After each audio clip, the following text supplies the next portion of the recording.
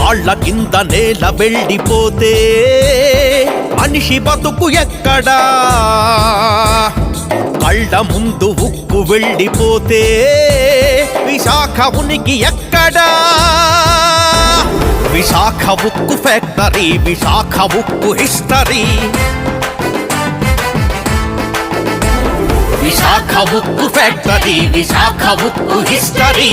ఆంధ్రజాతి ఖ్యాతి అది, తెలుగు నేల గౌరవమది, గర్వమది. 32 ప్రాణాల త్యాగ ఫలితమది. చలో చలో చలో విశాఖ వాసులారా, చలో చలో చలో ఆంధ్ర రక్త పుత్రులారా.